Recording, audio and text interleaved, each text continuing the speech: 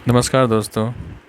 आज हम सीखेंगे कि ओप्पो F9 को कैसे खोला जाता है, स्टेप बाय स्टेप सीखेंगे। और साथ ही हम इसका फ़ोल्डर कैसे चेंज करते हैं यह भी सीखेंगे। इस फ़ोन को डिसेंबल करने के लिए सबसे पहले इसका बैक कवर खोला जाता है, जिसको हम पहले हॉट गन की सहायता से या सेपरेटर की सहायता से इसको हल्का हल्का गर्म करते हैं ताकि इसका सॉल्यूशन लूज़ हो जाए। धीरे धीरे हॉट गन को चारों तरफ घुमाते रहिए। अगर आप एक ही जगह पर ज़्यादा हीट लगा देंगे तो आपके फ़ोन को नुकसान हो सकता है और उसकी बॉडी मेल्ट हो सकती है।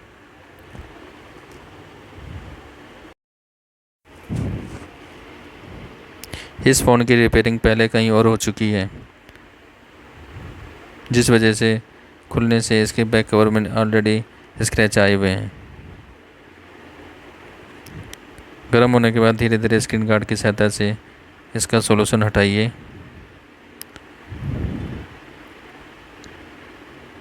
यह प्रोसेस आपने चारों तरफ करना है।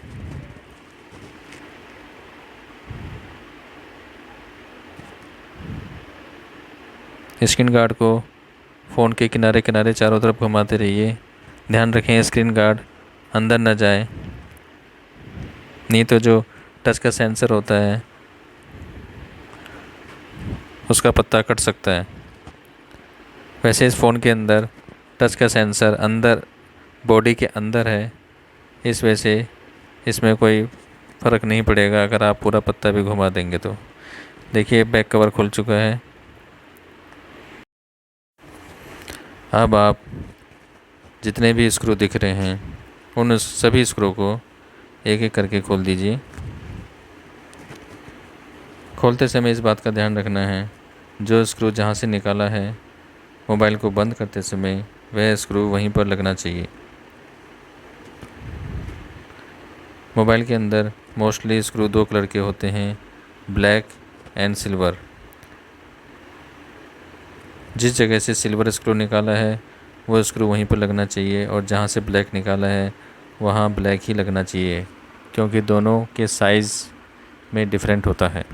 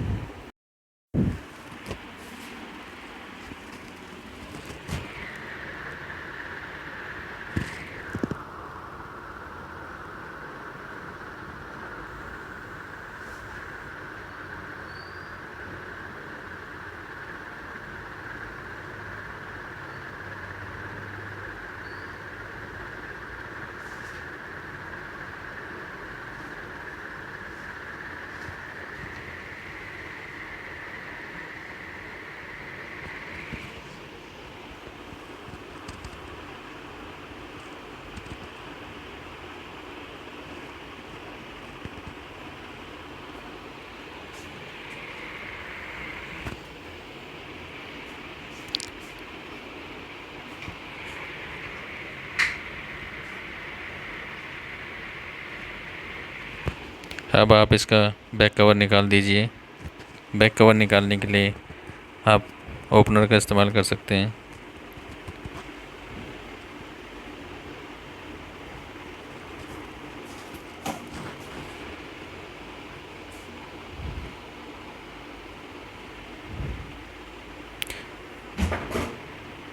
पर मुझे नेल से ही खोलना ज़्यादा इजी लगता है, इसलिए मैं नेल से ही खोलता हूँ।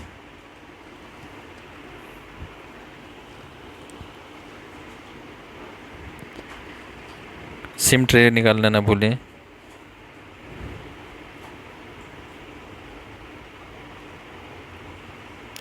बैक कवर खोलते ही आपको मदरबोर्ड, बैटरी और चार्जिंग बोर्ड नज़र आएगा। इस फ़ोन के अंदर जो बैटरी लगी हुई है इसके अंदर इसका बैटरी का कनेक्टर चेंज कर रखा है,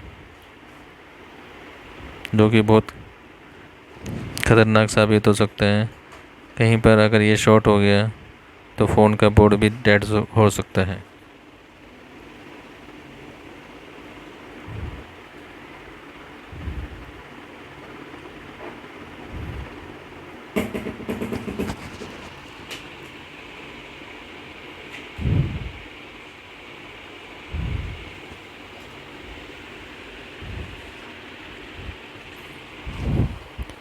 कभी भी फ़ोन की बैटरी में कोई जुगाड़ ना करें। आप अगर आपकी बैटरी फ़ोन की बैटरी ख़राब हो चुकी है तो आप उसको तुरंत चेंज करा लें।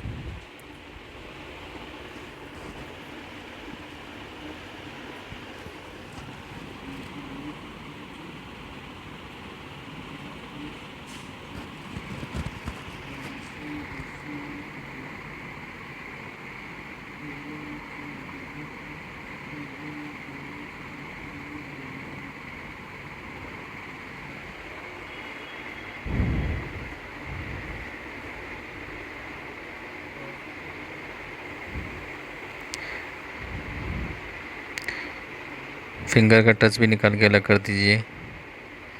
अब थर्ड प्रोसेस में आप इसका जो फ़ोल्डर, जो टूटा हुआ फ़ोल्डर है, उसको निकालिए हॉट गन की सहायता से। ध्यान रखें कि उसका क्रोम डैमेज नहीं होना चाहिए।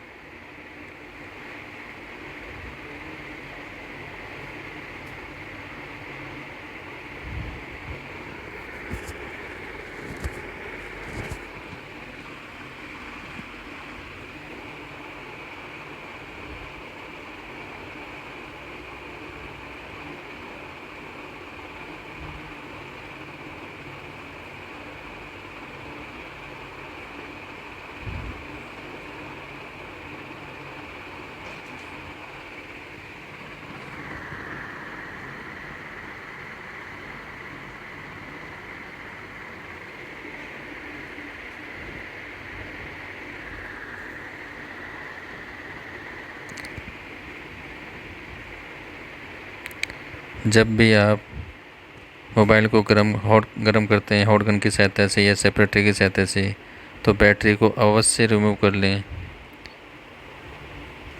उससे मदरबोर्ड डैमेज होने से बच सकता है।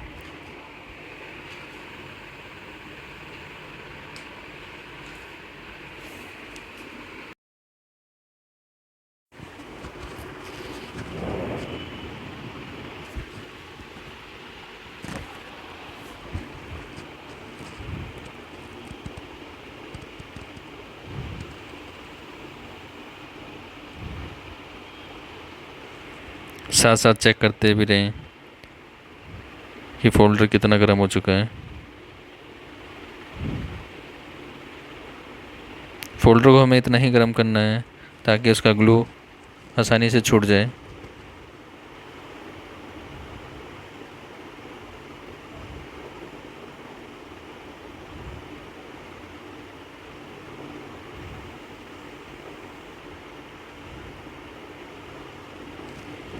साइड से हल्का हल्का कटिंग करते जाएं। यह प्रोसेस पूरे फ़ोल्डर में करना है,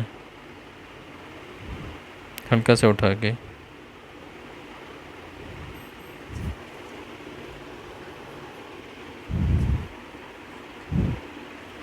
और इसके अंदर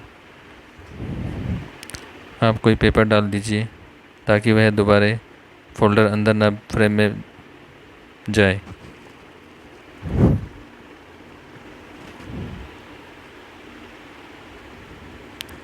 और कार्ड को धीरे धीरे चारों तरफ घुमाइए,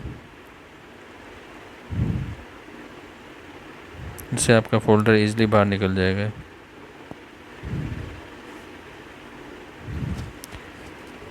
टूटा हुआ फ़ोल्डर बाहर निकल चुका है।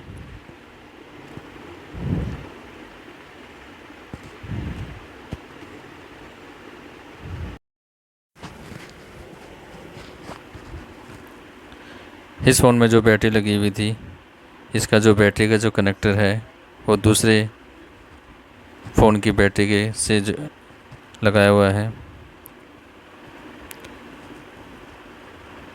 जो कि बहुत रिस्की है।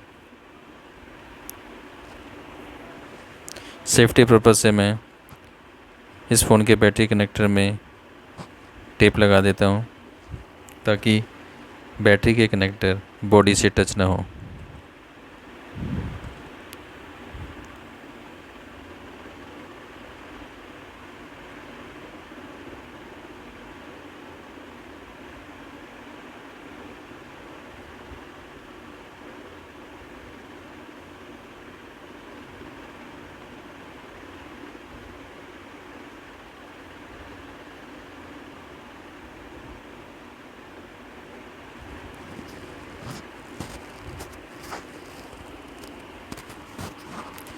फ़ोन की बैटरी के साथ कभी भी ऐसे जुगाड़ वाले काम नहीं करने चाहिए, क्योंकि यह बहुत रिस्की हो सकता है। अगर फ़ोन की बैटरी का प्लस वाला कनेक्टर मदरबोर्ड के साथ टच हो जाएगा तो आपका मदरबोर्ड डैमेज हो सकता है।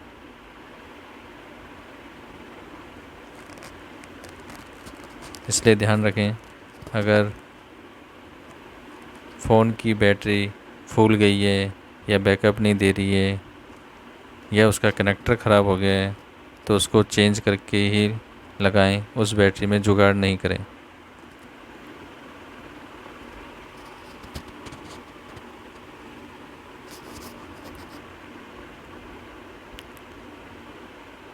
नया फ़ोल्डर फिट करने से पहले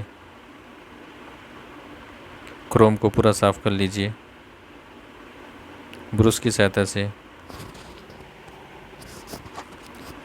जो उसका ईयर स्पीकर है उसको भी साफ़ कर लीजिए, ताकि अगर उसमें धूल मिट्टी जमी हो तो वह साफ़ हो जाए और आवाज़ प्रॉपर आए।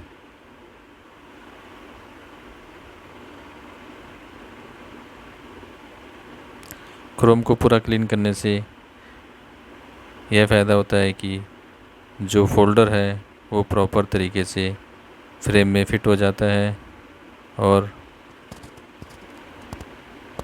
उससे फिनिशिंग भी सही आती है। अगर ईयर स्पीकर के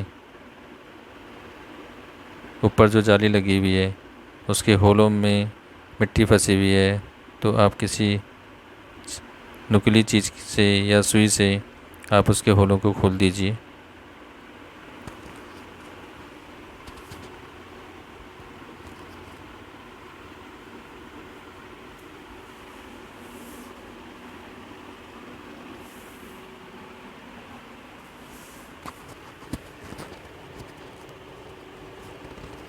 फ्रेम पूरा साफ़ होने के बाद नया फ़ोल्डर पहले टेस्टिंग के लिए लगाएं। टेस्ट कर लें कि नया फ़ोल्डर प्रॉपर काम कर रहा है, इसकी टच प्रॉपर काम कर रही है। यह जो फ़ोल्डर है क्राउन कंपनी का है, जो कि आजकल मार्केट में बहुत ही फेमस है। फ़ोल्डर को फिट करने से पहले देख लें कि जो नीचे जो सर्किट लगा हुआ है उसके ऊपर टेप लगी हुई है या नहीं। अगर उसके ऊपर टेप नहीं लगी हुई है तो टेप लगा के ही फ्रेम में फिट करें, नहीं तो उसके कंपोनेंट बॉडी के साथ शॉर्ट हो सकते हैं।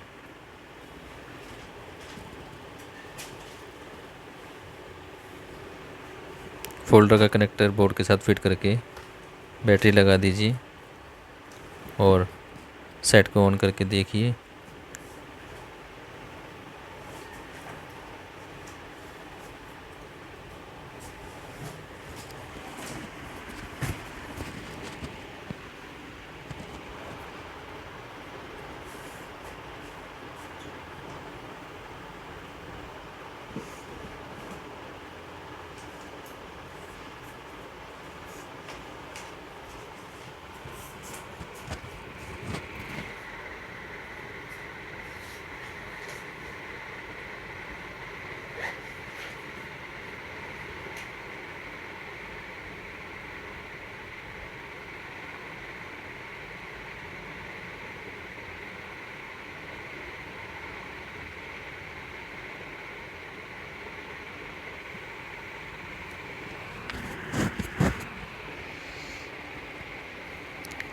मोबाइल सेट ऑन हो चुका है।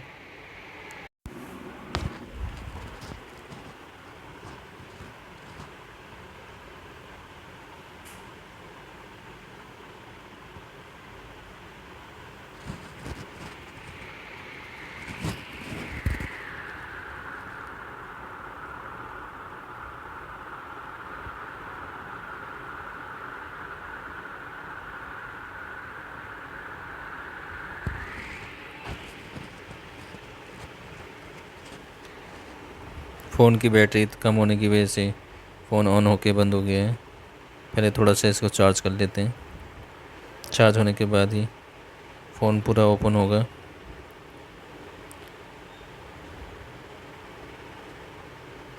पाँच मिनट के लिए फ़ोन को चार्जिंग पे लगा के छोड़ देते हैं।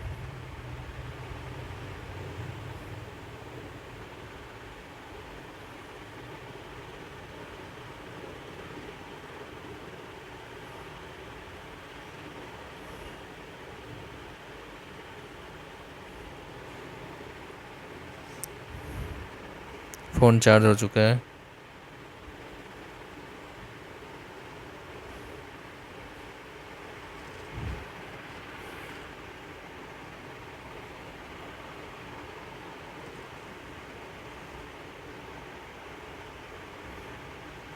सबसे पहले इसकी डिस्प्ले चेक करेंगे, डिस्प्ले में कहीं स्पॉट लाइन वाइन तो नहीं है। और इसकी टच चेक करने के लिए आप किसी भी आइकन को, किसी भी लोगो को राउंड सर्कल में घुमाएं ऊपर से नीचे तक। अगर घुमाते समय कहीं पर सर्कल जो आइकन है भाग रहा है या कहीं पर स्मूथ नहीं चल रहा है तो वहाँ पर टच की में प्रॉब्लम हो सकती है। यह प्रोसेस करते समय आपकी चार्जिंग निकली भी होनी चाहिए। चार्जिंग केबल निकाल दीजिए। इसके बाद आप कीपैड चेक कर लीजिए।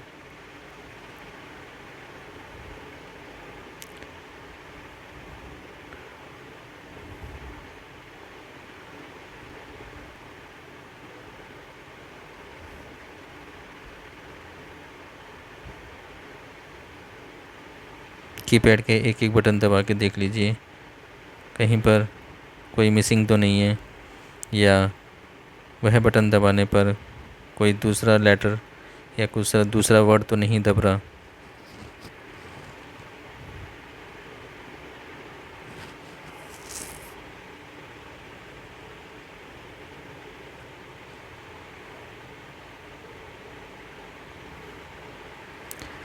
टच प्रॉपर चेक करने के बाद ही फ्रेम में फिट करिए।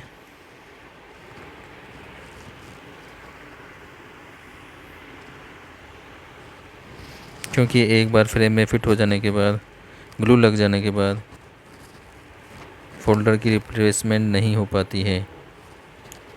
जब तक आपका इसमें ग्लू नहीं लगा है या आपने ऊपर का जो इसमें टेप लगी है वो नहीं उतारी है तो जब तक आप इस फ़ोल्डर को रिप्लेस करा सकते हैं।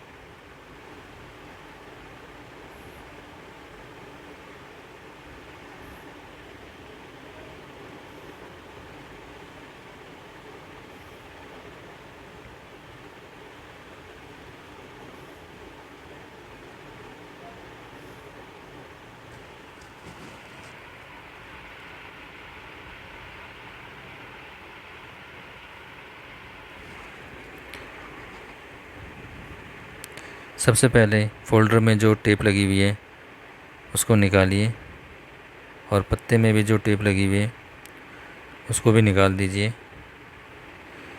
क्योंकि पत्ते में जो अर्थ पॉइंट होता है वो फ़ोल्डर के साथ जुड़ना चाहिए।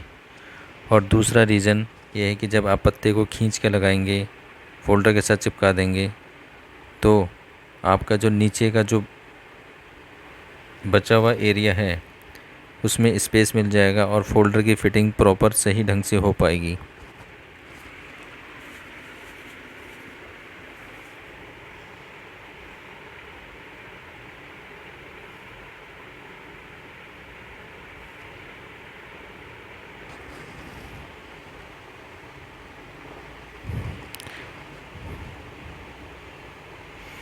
आप देख रहे हैं नीचे कितना स्पेस मिल गया है।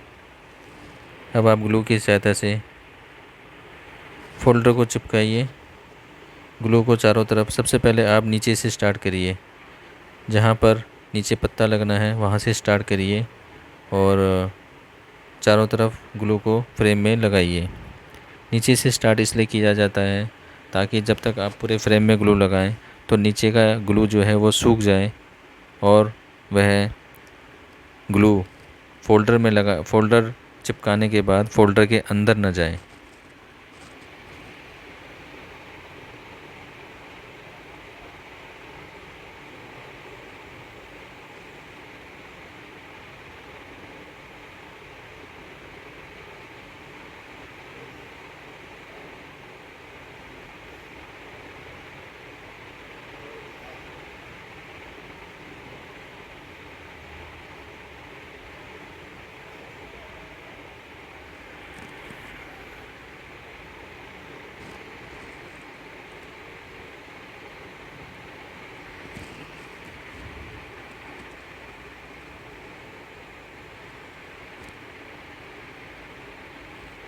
यह वीडियो में पूरा प्रोसेस स्टेप बाय स्टेप बना रहा हूँ ताकि आपको फ़ोल्डर रिप्लेसमेंट करते समय कोई दिक्कत ना हो।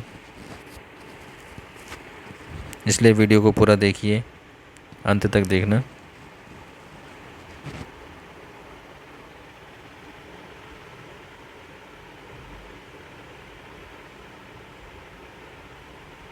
अगर आपने वीडियो को स्किप किया तो आपका कुछ इम्पोर्टेंट पॉइंट मिसिंग हो जाएगा।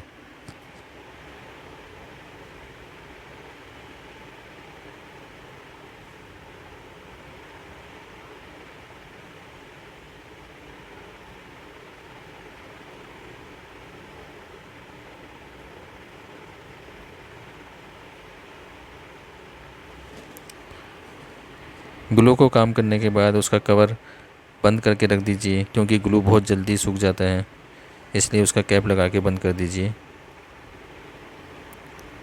अब आप फ़ोल्डर को, मोबाइल को उल्टा पकड़ के फ़ोल्डर का कनेक्टर पहले डालिए, और कनेक्टर डालने के बाद बैक साइड से उसका कनेक्टर देख लीजिए कि पूरा आया है या नहीं आया है, और नीचे के पॉइंट से चिपकाते हुए ऊपर की तरफ फिट कीजिए।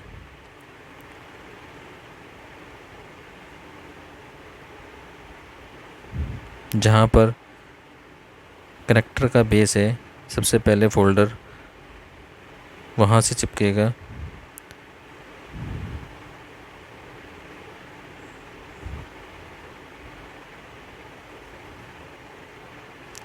कनेक्टर, डिस्प्ले का कनेक्टर मदरबोर्ड के साथ जोड़ दीजिए, बैटरी लगा दीजिए,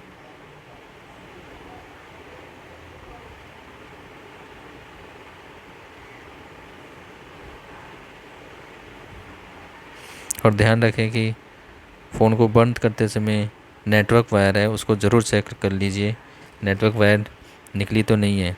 अधिकतर यही होता है कि फ़ोन में ये सब काम करने के, रिपेयरिंग करने के बाद नेटवर्क नहीं आता है।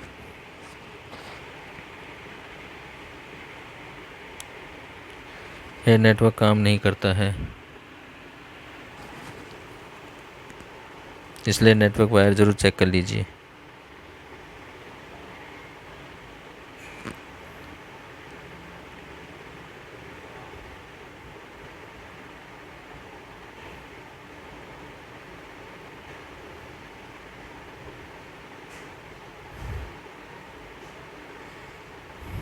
बैक कवर लगाने से पहले एक बार चेक कर लीजिए कि कहीं पे कोई मिसिंग तो नहीं है। स्टेप बाय स्टेप देखते रहिए। जैसे बैक कवर मैं लगा रहा हूँ, सबसे पहले उसी प्रोसेस में लगाना है, ऊपर से नीचे की तरफ, और जो स्क्रू जहाँ से निकाले थे वो स्क्रू वहीं पर लगा दीजिए। ब्लैक वाला ब्लैक की जगह, सिल्वर वाला सिल्वर की जगह। सिम ट्रे फिट कर दीजिए।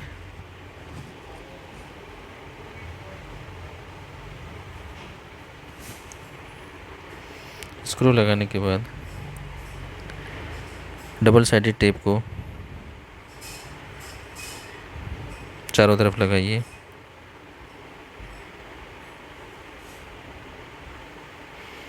ये टेप इसलिए लगाई जाती है ताकि नेक्स्ट टाइम जब भी इसका बैक ग्लास ओपन हो तो वह ईज़िली बाहर आ सके। अगर आप डायरेक्ट ग्लू लगा के बैक ग्लास लगा देंगे तो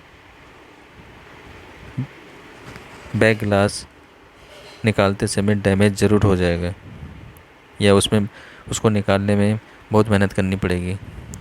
टेप लगाने के बाद ईज़िली बैक ग्लास बाहर निकल जाता है।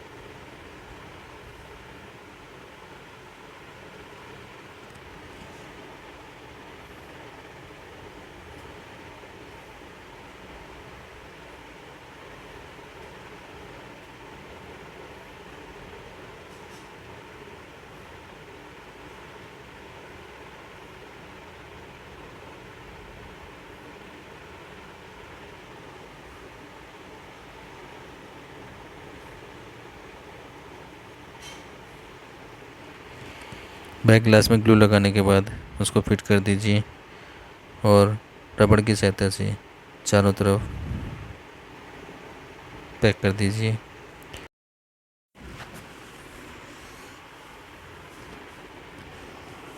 एक बार फ़ोन को ऑन करके देख लीजिए, फ़ोन प्रॉपर काम कर रहा है, डिस्प्ले सही आ रही है, कोई लाइनिंग तो नहीं आई है, टच प्रॉपर काम कर रही है।